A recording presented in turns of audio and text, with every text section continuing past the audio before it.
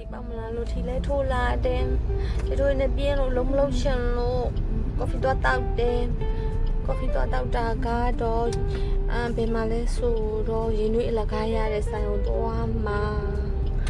တောက်နေကြအမနာရတဲ့ဆိုင်ကိုသွားနေတယ်သွားနေပါတယ်သွားနေပါတယ်သွားနေပါတယ်သွားနေပါတယ်မတော်ပြီကမရှိ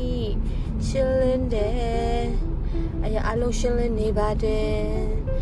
ရှိမရောက်ပါပြီပဲဆိုင်လဲတီလာ